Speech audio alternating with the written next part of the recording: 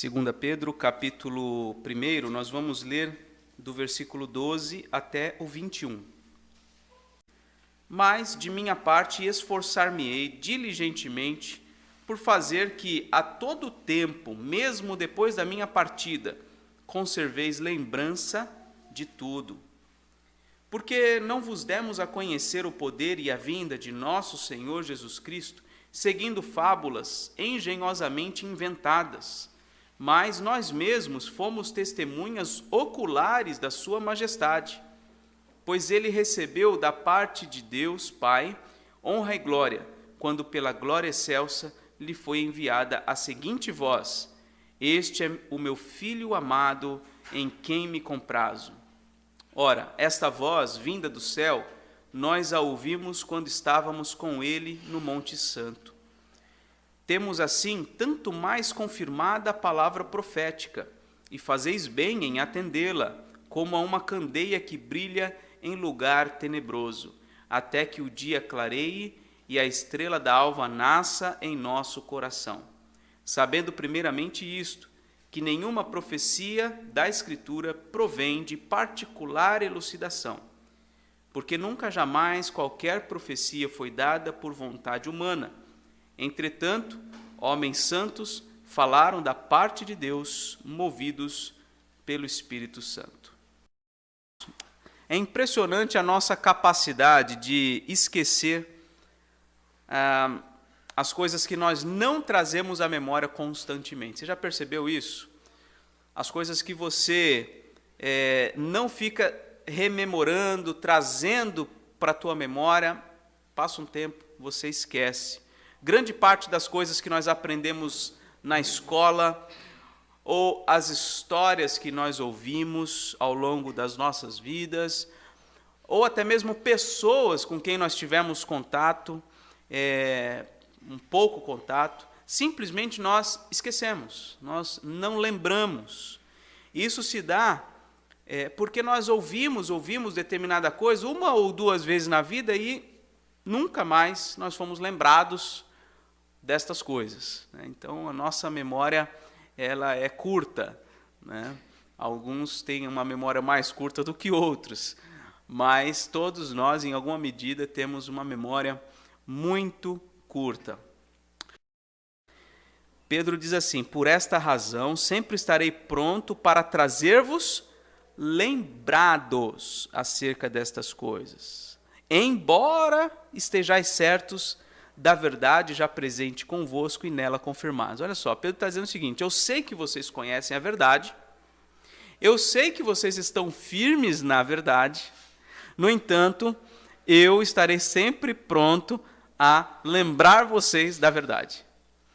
Porque a verdade a gente precisa conhecer e a gente precisa vê-la e ouvi-la constantemente para que ela se torne cada vez mais dominadora do nosso coração. Para que o nosso coração não seja dominado pela mentira, pelo engano, pelo erro, né? Bom, para a gente refletir e praticar, quero propor 5 coisas e assim eu termino. São 5 ideias práticas para a gente colocar em prática, de fato, o que a gente aprendeu aqui. Primeiro, não se contente em ler a Bíblia uma única vez na vida. Há muitos cristãos que se esforçam para ler a Bíblia inteira. Eles leem do início ao fim, ou leem espaçadamente, mas concluem a leitura bíblica, e isso dá aquela sensação de missão cumprida. Não, a sua missão não está cumprida, porque você precisa ler a Bíblia todos os dias, por todos os anos que o Senhor te der. Até Ele impedir você de ler a Bíblia, ou de ouvir a Bíblia, você deve se aplicar nisso. Eu já, infelizmente, ouvi crentes que a gente até atribui certa maturidade, certa experiência na igreja, dizer o seguinte, que já leu a Bíblia uma vez e que já está bom. Isso é muito triste, isso é muito triste. Que crentes fiéis no Senhor Jesus Cristo se contentem em ler a Bíblia uma única vez na vida e não mais se preocupar com isso. Isso é um grave problema. Então, não se contente em ler a Bíblia uma única vez na sua vida. Segunda coisa, não despreze estudos bíblicos e sermões a respeito de assuntos que você já ouviu ou estudou. Não despreze. O pastor que está pregando aqui, ele vai abrir um texto que você já conhece, ou vai falar de um assunto que você já ouviu, não despreze. Isso é importante para você. É importante para você ouvir de novo algumas coisas. E certamente sempre ter alguns insights novos, algumas formas de aplicação novas da palavra de Deus. Embora a verdade é sempre a mesma, aplicações mudam porque a nossa vida vai mudando. Então, novas aplicações sempre surgem, né, a partir do estudo, a partir da pregação da palavra de Deus. Então, não se contente em ler a Bíblia uma única vez, não despreze estudos ou sermões de assuntos que você já ouviu. Terceiro, se você não refrescar sua memória com a verdade, você estará mais vulnerável diante dos falsos ensinos. Se você não refrescar sua memória com a verdade, você estará mais vulnerável aos falsos ensinos. Eu já vi isso várias vezes também. Irmãos que se contentam com o ensino pingado, né, de domingo de manhã ou de domingo à noite, e durante a semana toda se abrem para outras coisas, para outras ideias. Isso fez com que essas pessoas, ou várias dessas pessoas, se distanciassem do caminho do Senhor e enredassem para um caminho de erro, um caminho do falso ensino.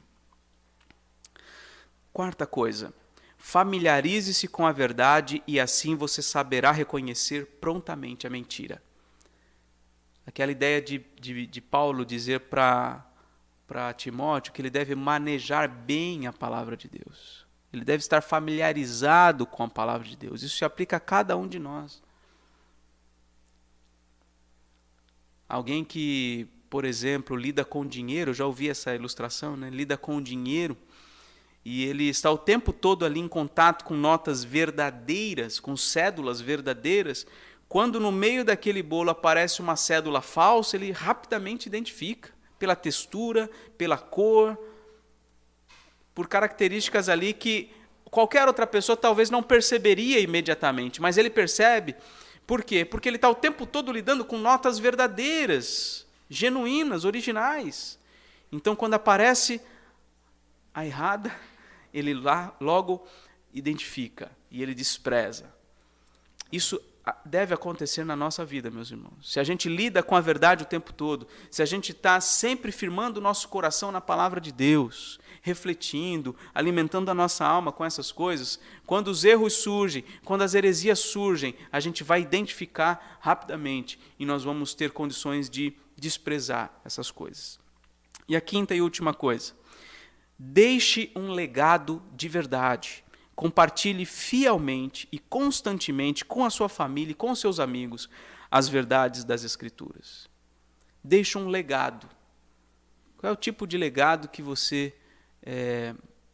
vai deixar na sua vida, né?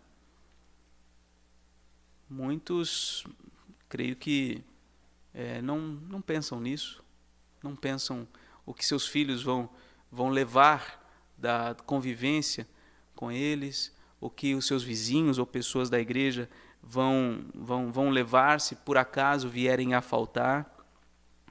Mas eu creio que o grande legado que a Bíblia nos diz que nós devemos deixar é o legado da verdade. É o legado do compartilhar a lei de Deus, né? Nós vemos isso na Escritura, vimos em Josué, vimos no Salmo 78, mas também poderíamos ler tantos outros textos, como Deuteronômio 6, né, que diz que os pais devem ensinar seus filhos e assim por diante e tal. Então, compartilhe a palavra de Deus. Isso vai ajudar a fortalecer a sua memória, porque quando a gente compartilha algo, a gente está, na verdade, firmando ainda mais aquilo que a gente conhece, né? E você estará deixando um legado. Não despreze isso, não despreze. Não seja apenas um receptor das verdades, seja também um comunicador, um transmissor da verdade, da palavra de Deus.